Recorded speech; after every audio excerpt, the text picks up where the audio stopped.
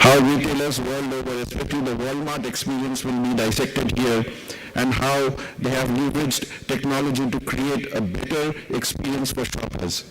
And to initiate the proceedings and to introduce the sessions, may I please request Mr. Arvind Jha of Movico Technologies to come and take the dais, and also introduce the speaker. I think we had a kick-ass session in the morning. We had really terrific speakers, and I'm absolutely delighted to have another terrific innovator and entrepreneur par excellence, serial entrepreneur at that. And very interestingly, we heard stories about people dropping out of college in the US and starting businesses.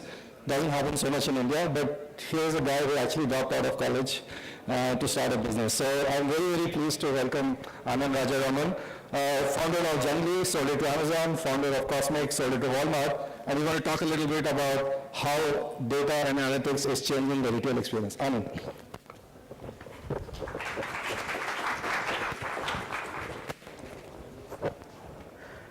So let me make sure that everybody can hear all of us. You want to check your mic? Yeah, can you hear me? Yeah, perfect. Hey.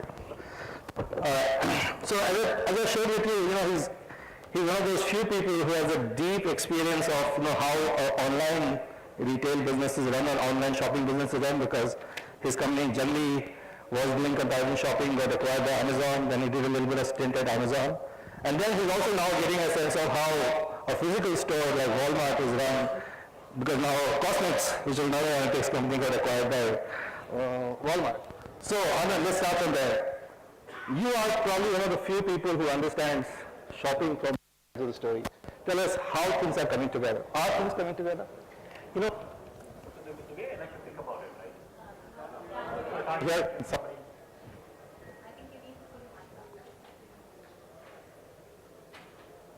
Can you hear me now? Better? No? I still can't hear in the back. Yeah, better now? Yeah. Somebody turn something on. No? No? Yeah, okay, I'll just hold this. Okay. So the way I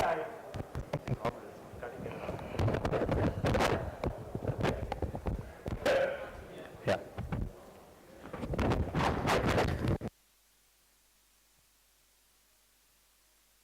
So the way I think about this is that whenever there's a huge and fundamental shift in technology and in consumer behavior, the way we shop, the way we find products undergoes a fundamental change. And I'll start in history from a time when many of us were probably not born, and this was like 50 years ago. How many of you were born 50 years ago? Nobody. Yeah. Two.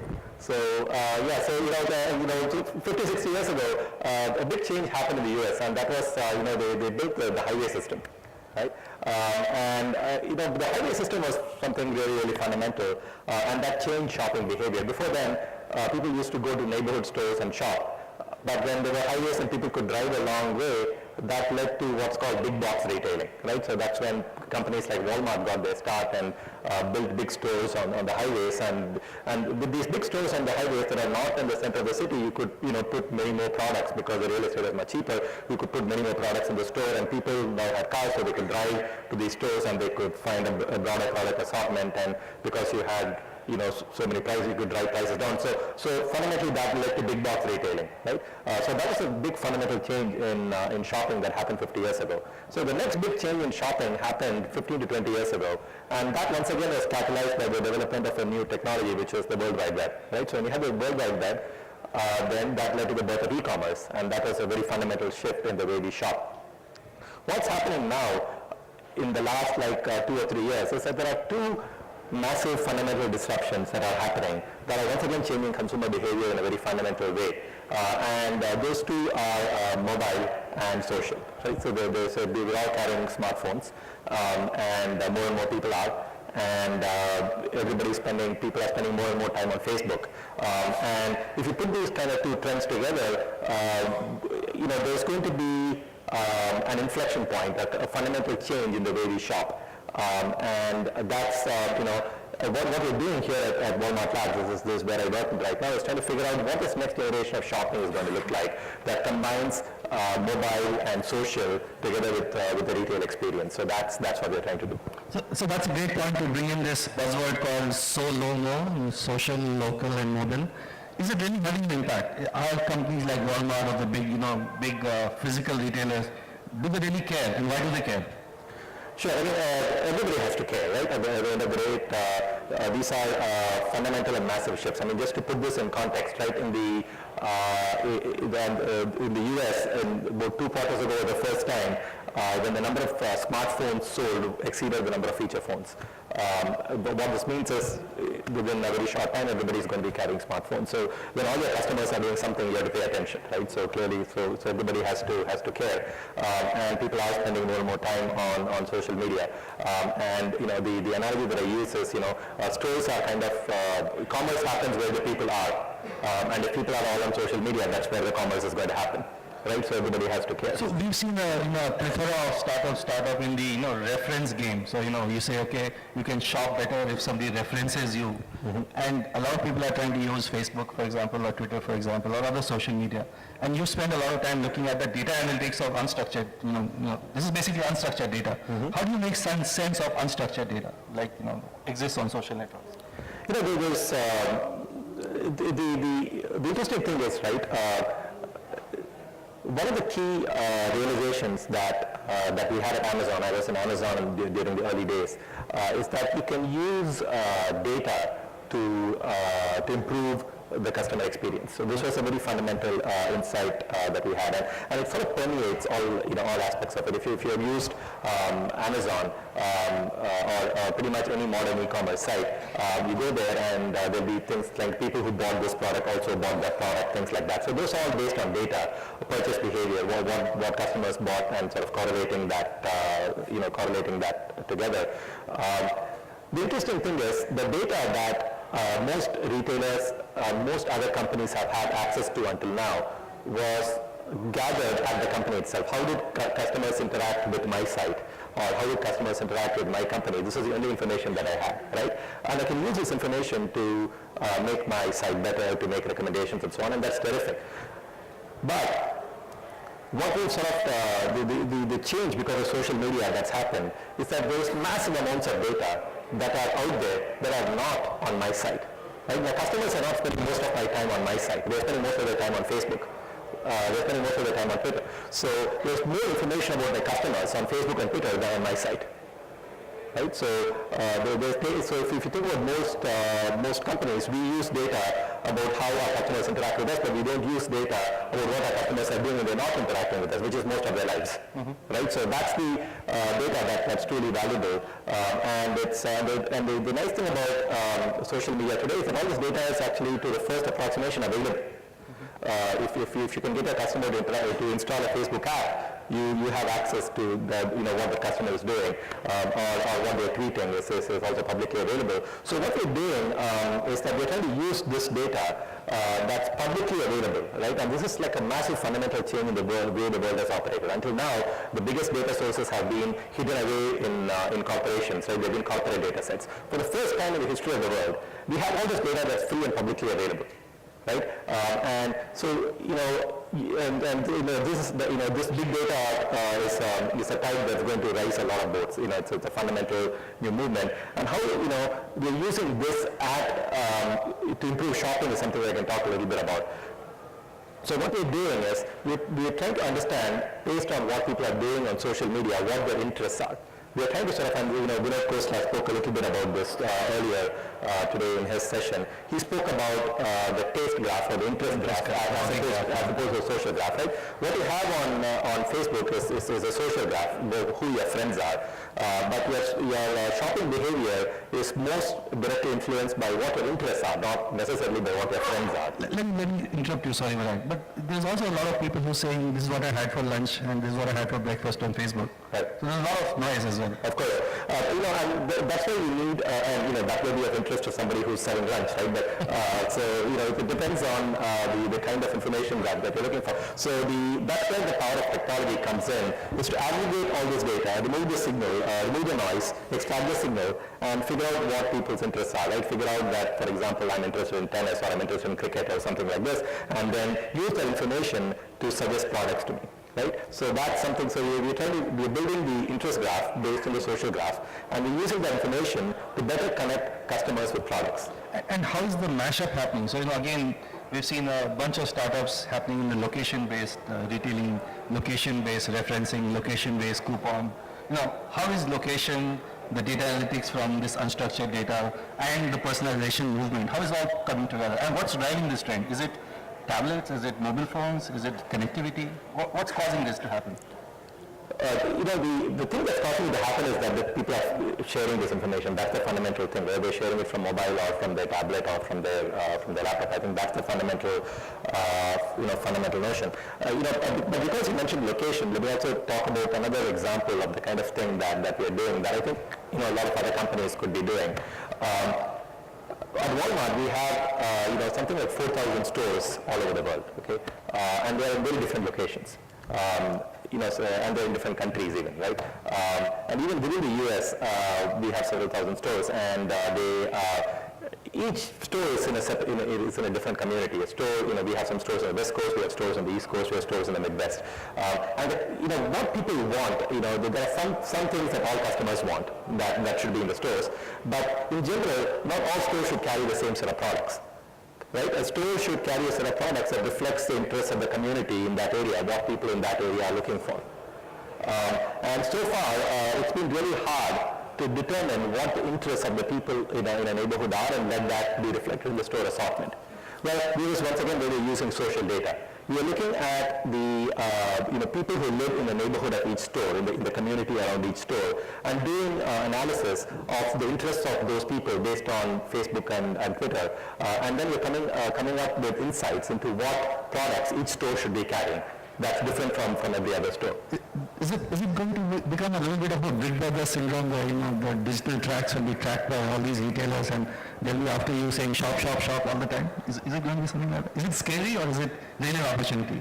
It could be either scary or empowering depending on how you think about it. The way we think about it at Walmart is that there are two kinds of information that we use. One is information that is anonymous in the sense that that's aggregated, there is no specific personal information. For example, when I spoke to you about this effort where, which we call the store of the community, where we are trying to understand what the interests of a community are and let that be reflected in the store, there is no personally identifiable information that we use there. That's aggregate statistical information about people in that area, right? Mm-hmm. It's comparable to census information. Think about it as the next generation census, right? That's what it really is. So that's fair game that everybody should be doing. The other piece is using your personal information to recommend things to you, right? And when we do that with the permission of the user. The user has to give us permission to say, look, it's okay for you to look at my interests and tell me interesting things, mm-hmm. right? So here's another very interesting thing that we're doing, right, in that space that you might find interesting, is that, we all have friends and we give gifts to our friends, mm-hmm. right? And especially in the US, gift giving is a very, very big activity during the holiday season, which is going to start about now. We just finished that here. Yeah, so the holiday season just ended here, it's just starting in the US, right? And so gift giving is a big activity. Now, we all give, we want to, we can give the same gift to all our friends, right? And that's kind of, but that's kind of boring. We really want to treat each of our friends as an individual, and we want to know their interests and give them a gift that, that shows that we care about them, right? Mm-hmm. So that's truly what gift giving is all about. It's not about giving the gift, it's about showing that you care, mm-hmm. right? But that's really hard to do. How do you know what the interests of all your friends are and so on, right? Well, that's where Facebook comes in, right? The people who you want to give gifts, if you're friends with them on Facebook, you can see what they like on Facebook. What music they like, right? What kind of products they like, and use that to give gifts to them and be very, very thoughtful. All my friends like everything I say, because if they don't, I might bump them off. So. Can you use that like indicator? And maybe that's a special app for you, right? Let me switch a little bit, and get into the core analytics part. And I know that you have an interesting background because you went to IIT Chennai, you finished there, you joined Stanford to do a PhD, and you dropped out. How many IITians drop out of your PhD or MS program? And then 7 years later, you went back to finish that PhD. So tell us a little about the PhD itself, your fascination for data, and what are you trying to do with it? Right. So as we were saying, I went to Stanford to do my PhD. This was in 1993. I just graduated from IIT Madras, that just when I just got into Stanford at just the time that the World Wide Web was becoming mainstream, right? So Mosaic, the first browser, was released actually in my first month at Stanford, and we were doing some, I was in a group where we were doing research around data at Stanford, and the data sets that we were using were all these data sets that came from companies, like corporate data sets, and we were figuring out how to integrate, do data integration with corporate data sets and so on. Remember, this was back in the early 90s. But what I was really interested in was this new internet and all this data that was available on the World Wide Web, right? And so when I went to my professors and I told them, look, we shouldn't be doing research on all this corporate data. We should actually be doing research on all the data out on the web, right? They weren't buying it. So that's why we decided to drop out and go start a company to go do that. And this was Jungly. This was the first company that I started back in 1996. In fact, I did have the blessing of my professor to actually drop out and go do that. I went and asked him, is it okay if I go do it? He said, yeah, go do it. And then if you can convince me you're right, then you can come back and you can get your PhD. Right? So I left and and was the name Jungly some kind of celebration of that dropout phenomena? I'll tell you the story of how we picked the name Jungly for my first company. This was in 96. There were four of us from Stanford. I was the only one who dropped out. The rest of them actually graduated. We were going to start this company, and the next day we were going to meet a VC to raise funding for our company, right? When you start a company, you need some funding. But we had not picked a name for the company. So we had the business plan, but we didn't have a name, right? So the previous day we said we're going to meet up at one of our friends' places, Ashish's place, and figure out what the name of our company is going to be. We did the business plan, we did the PowerPoint and all that, but we couldn't come up with a good name. So we did what anybody should do who's not able to come up with a good name. We had a drink, right? So we all had beers.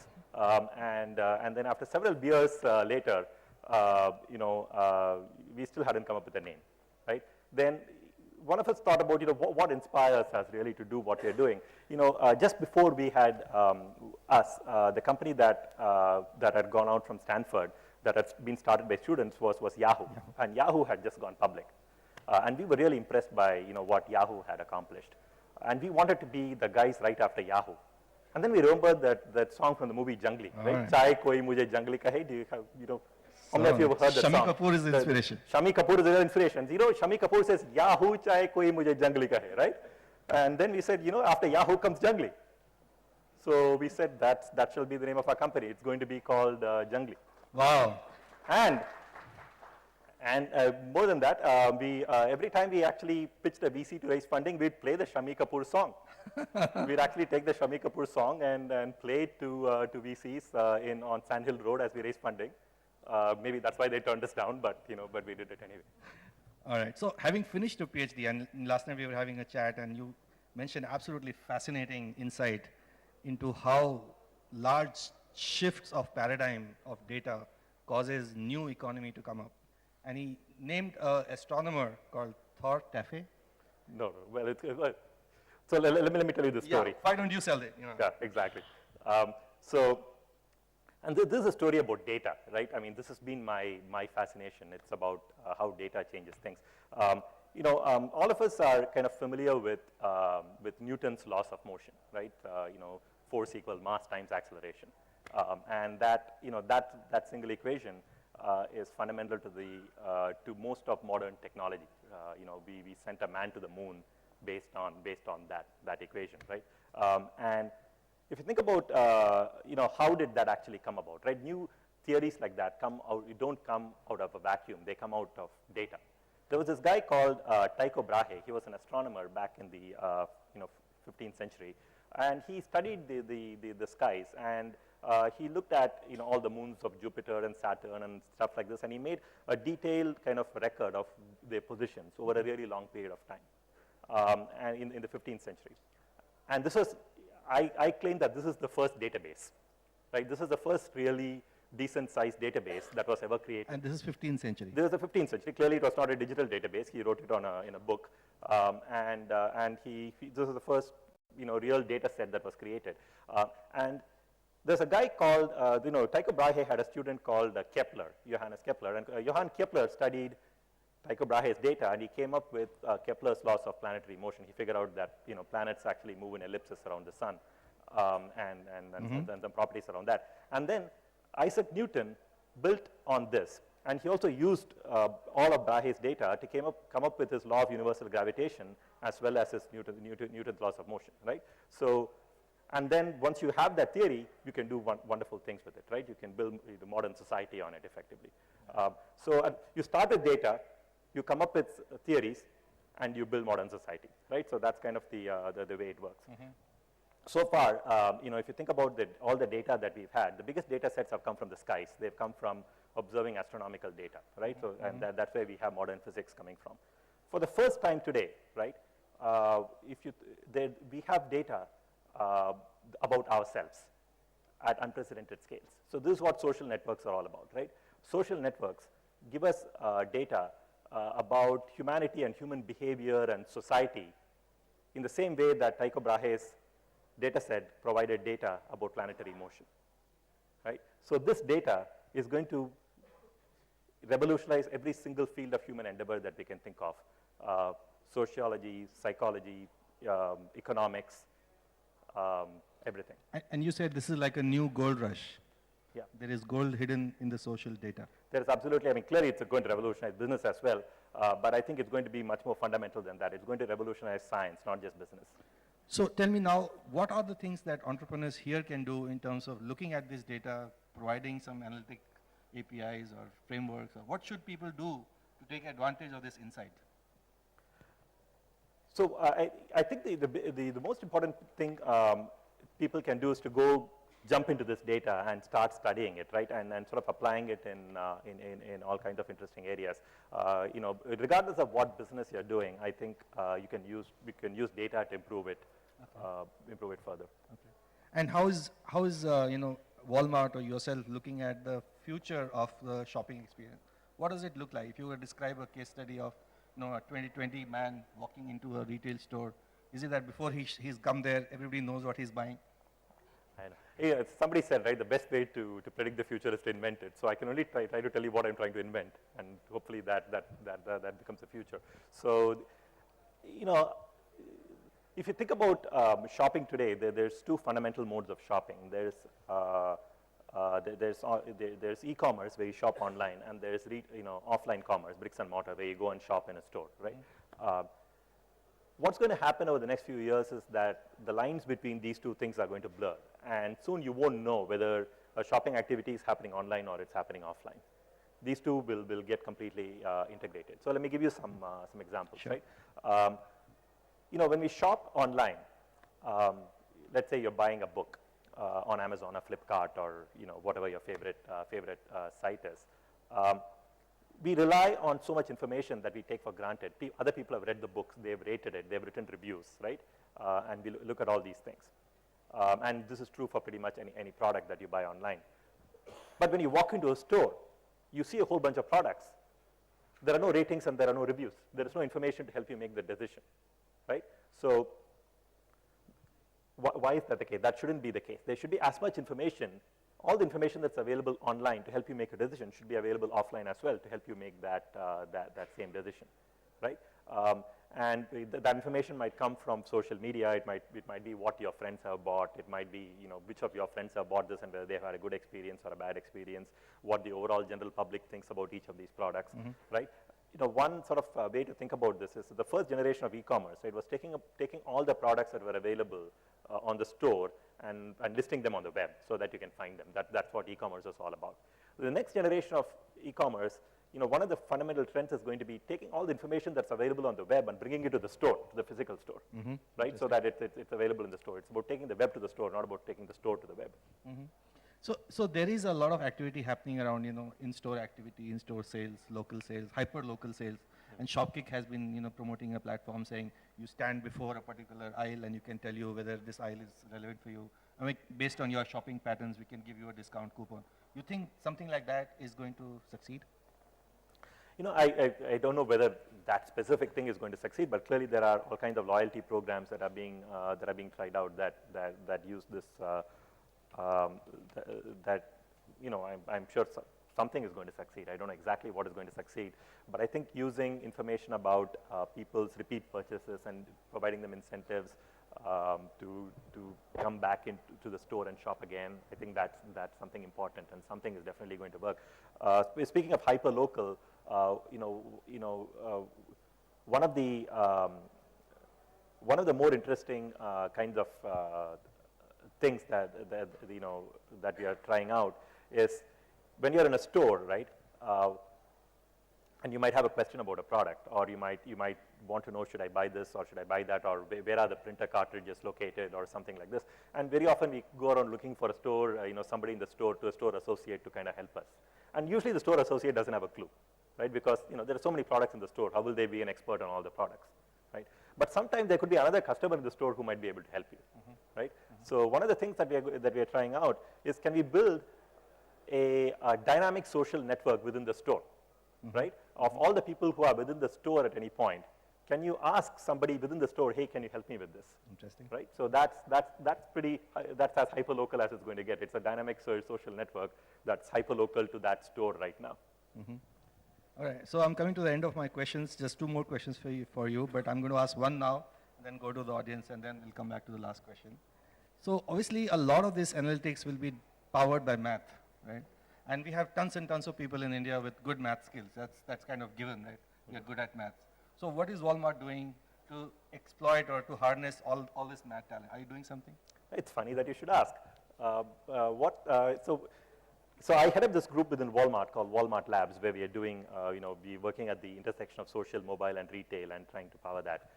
So one of the most exciting things that I'm doing right now is that I'm setting up a group of Walmart Labs in India, in Bangalore. In fact, today we are making the announcement that we are setting up Walmart Labs India. We are going to open a presence in Bangalore to be part of the Walmart Labs team and work on combining social, mobile, and retail. And you also have a VC fund of your own, and we didn't talk about that. I think that in the evening that is going to get covered. But will also be involved with this, or?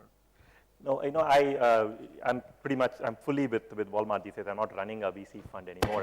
That was something that I used to do, and I've invested in a whole bunch of companies. And I continue to invest at a personal level, but I don't run a VC fund anymore. Awesome. So I think, hopefully the conversation is giving you some flavor of what data analytics trends are going towards. But would love to see if people have some questions for Anand, and we can start taking some questions. Gentleman on the left, yeah. First you, and then you can go. Are there some mics here, or you can take this one?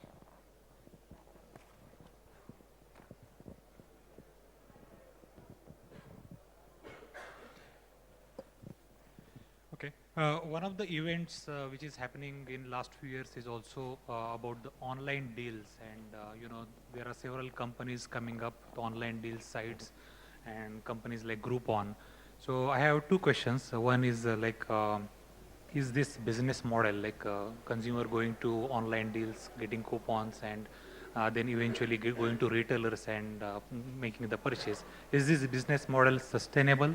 And second question is, how does it impact the retailers like Walmart in terms of personalization? So there were two questions there. One about about how Walmart plays in this, right? Now, I think clearly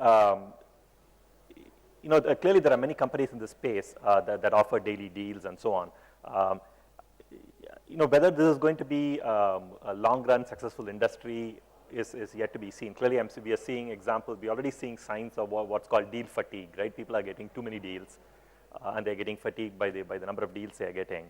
And also, it's there's a lot of I'm sure many of you have read all the press about Groupon, so there's fundamental questions about the sustainability of that model, which I don't know the answer to, right? Clearly, things have to sort of move in a certain direction. Now, I can answer much more confidently the question on Walmart.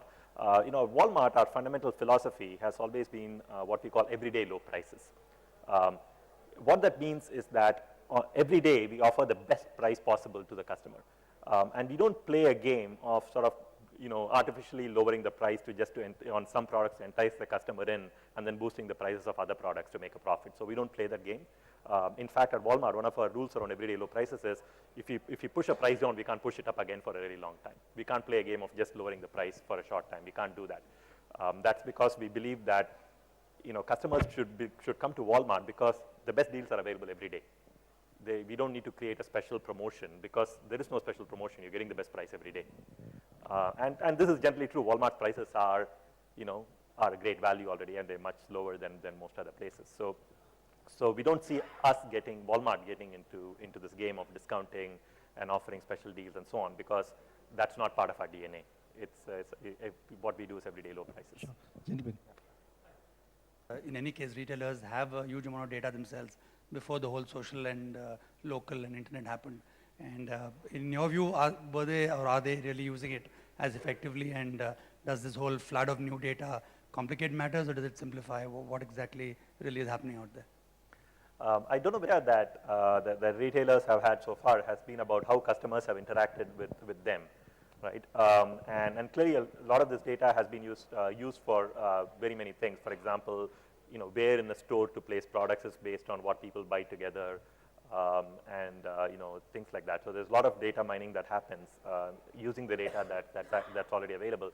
Now, what all this new data from the social world opens up is data about what the customers are doing when they are not in the store, right?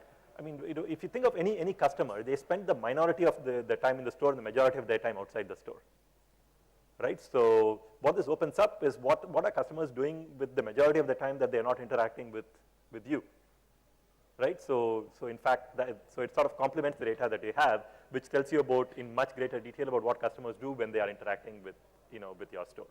So it's complementary. So a lot of retailers have exposed their data through API like Best Buy. So that gives a clue to the local availability of the items inside a store. And recently I saw that my local Walmart has come up on Facebook. You have tied up with Facebook. So what is the roadmap for that? I just want to understand. What's the roadmap for the my local Walmart? Is it going to get geographically distributed? It already is. It already is available. So would you expose the data as well? You mean through an API? Yeah.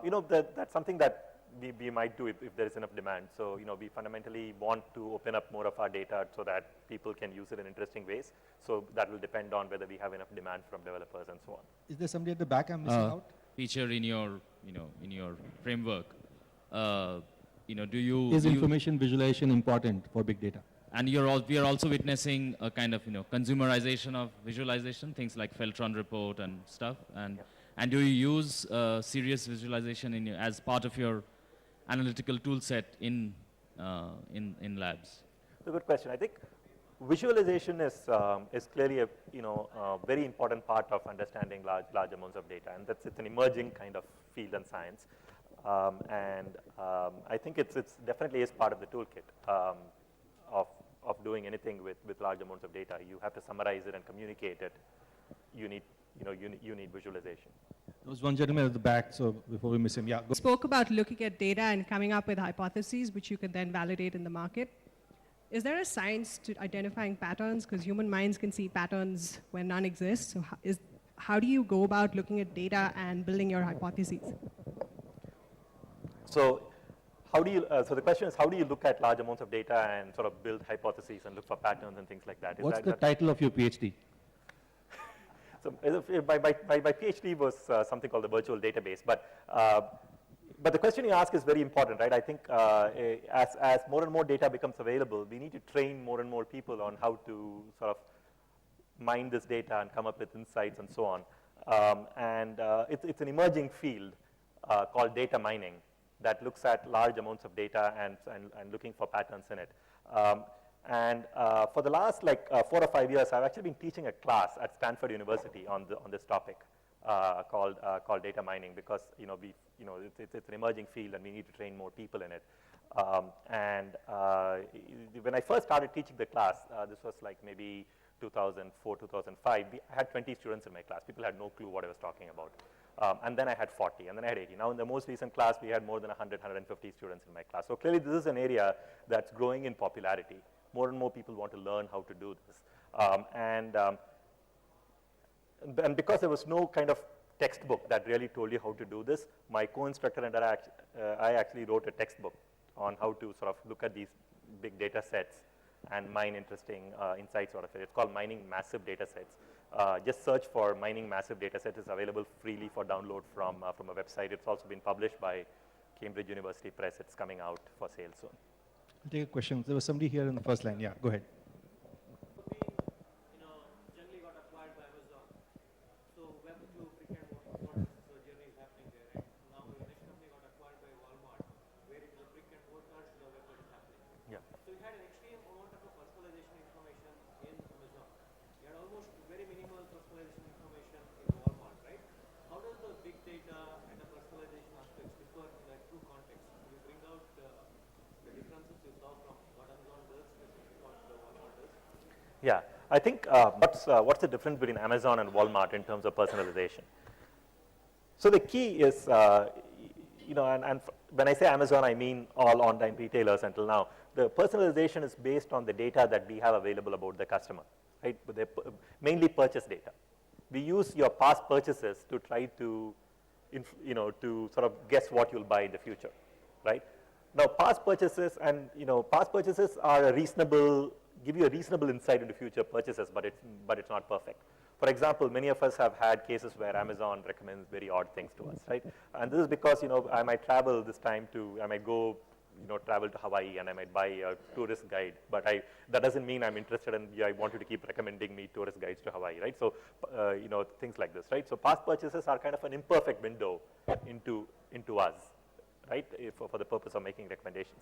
So the difference with Walmart, what we're trying to do is not rely only on past purchases, but combine past purchases with your behavior on social media to understand the individual more fully and use this to make recommendations. So that's the difference between what's going on at Amazon and what So two more questions. Yeah, go ahead, please.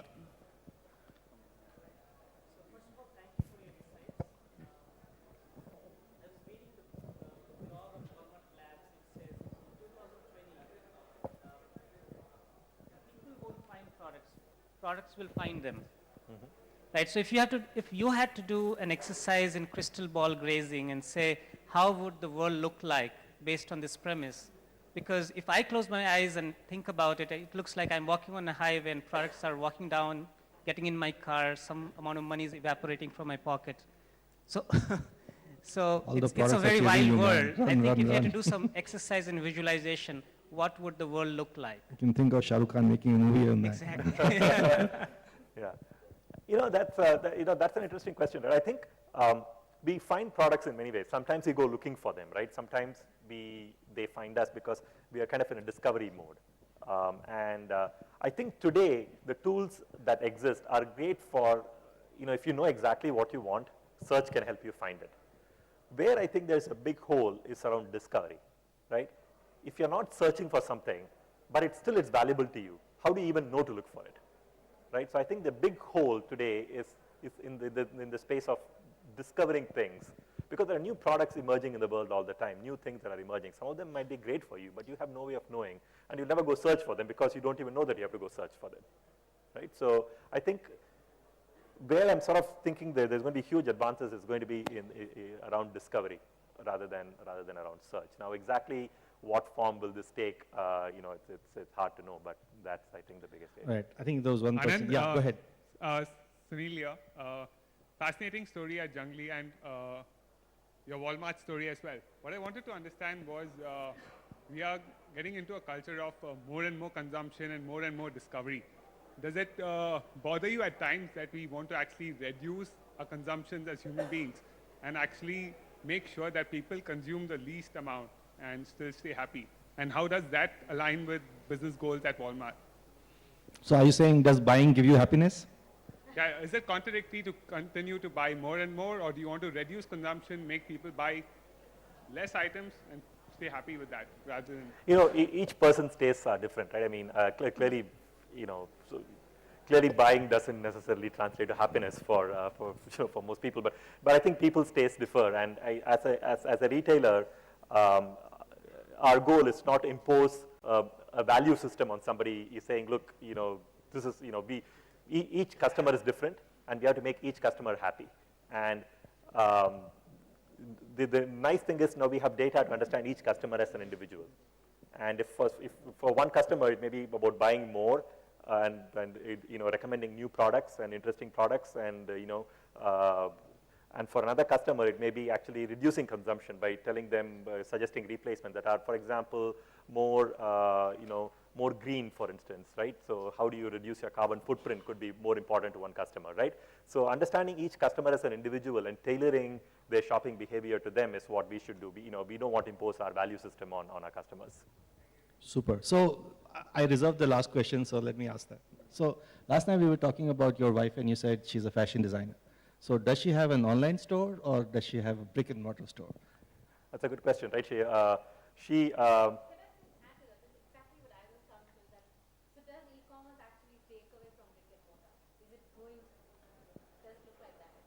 I was actually going to ask a cheekier follow-up question. Are you allowed to consult for her? That's funny. So so my wife is a fashion designer. She designs clothes out of San Francisco, and then she shows them on the runway here in Lakme Fashion Week in India, for instance, right? And what she does is she retails through boutiques in India and in the US, and she sells through Amazon as well. So she sells both offline and online. She doesn't have her own store, but she sells both through offline and online. So are you allowed to consult for her, give her advice? I mostly stay out of it. Although I must admit that I like going to the fashion shows. So the advice is for the rest of the world. Yeah. All right, let's give a round of applause to Anand, because he's done a terrific job of sharing the insights with you. And you've been a great audience. Thanks for coming. We have lots and lots of interesting sessions, including one here on the 800 million mobile users and how that's going to change opportunity set for you.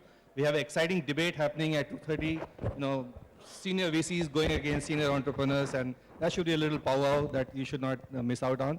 Happy to come back here in 5 minutes, and then we'll have that next session. Thank you so much. Thanks, Arvind. And we have a small gift for you. On stop.